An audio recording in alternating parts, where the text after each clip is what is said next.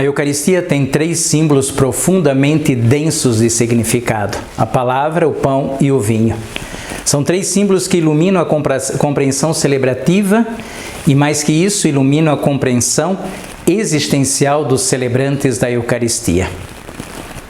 Nesta lexio litúrgica, nós vamos considerar os símbolos do pão e do vinho, fruto da terra e do trabalho humano, que se torna pão da vida e cálice da salvação.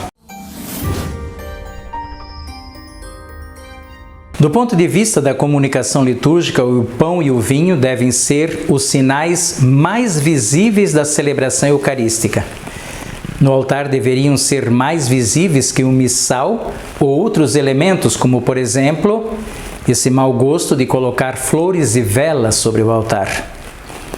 As orientações litúrgicas para o momento da consagração do pão e do vinho prescrevem que o pão e o vinho sejam mostrados para a Assembleia. Como eu já tive a oportunidade de comentar em outro vídeo, nem o exagero de um tempo longo de apresentação e nem também a frieza de mostrar uma patena, que se vê apenas a patena e não se pode ver o pão.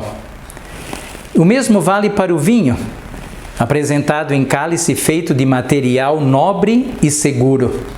Quando a nobreza do material na nossa cultura entende-se ouro e prata, por exemplo.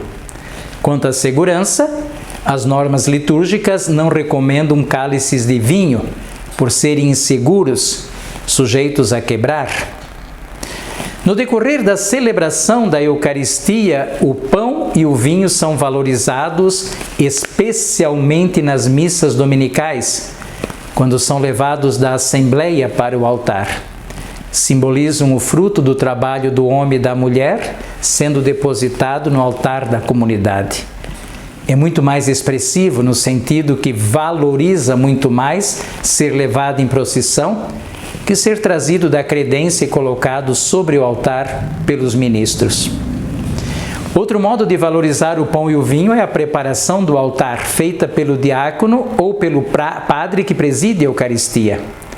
E aqui não se trata de um privilégio presente na mente de alguns padres que colocam os ministros para preparar os dons da Eucaristia, para valorizar os ministros. Não é privilégio do padre. É função do padre, decorrente do sacramento da ordem, preparar o altar e as ofertas. Ele foi ordenado e recebeu o sacramento da ordem para preparar e apresentar, para consagrar e para distribuir o pão e o vinho eucaristizados ao povo. O padre é o primeiro a descer para distribuir o pão e o vinho. Outro elemento para valorizar o sacramento do pão e o vinho é partilhar a comunhão com o pão e o vinho, quase sempre somente com o pão consagrados na missa, e não buscando no sacrário aquele pão que está reservado para os doentes e para aquelas pessoas que não podem estar presentes na Eucaristia. Para aqueles que sempre colocam um mas e gostam de relativizar, é o mesmo Cristo. Sim, é o mesmo Cristo. A mesma adoração daquele pão que foi consagrado na missa anterior está no sacrário. Nós prestamos, é o mesmo Cristo. Não se discute isso. A orientação da Igreja de comungar com o pão consagrado na missa sempre existiu e começou a aparecer com mais insistência com o Papa Pio XII, isso em 1947, na sua encíclica Mediator Dei. Isto depois é retomado na Instrução Eucharisticum Mysterium de 1967 e ainda mais reconfirmado nas novas instruções do Missal Romano. As instruções pedem ainda que o pão que hoje chamamos hóstia seja grande e possa ser repartido em várias partes para serem distribuídos a pelo menos alguns celebrantes. Quanto ao vinho, ainda não encontramos um modo de fazer com que todos os celebrantes o comunguem, ao menos em celebrações com um grande número de celebrantes.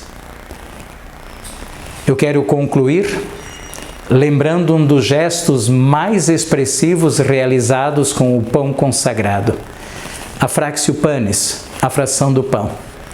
Do ponto de vista da valorização do sacramento do pão, do que representa simbolicamente esse gesto, é importante que o mesmo seja valorizado e realizado para que todos vejam.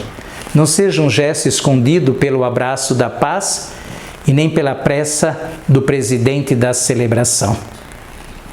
Mas seja um gesto único, com a Assembleia cantando o canto do Cordeiro de Deus e olhando para o altar, onde o pão é repartido. Deus nos abençoe, guarde-nos de todo mal e nos conduza à vida eterna. Amém.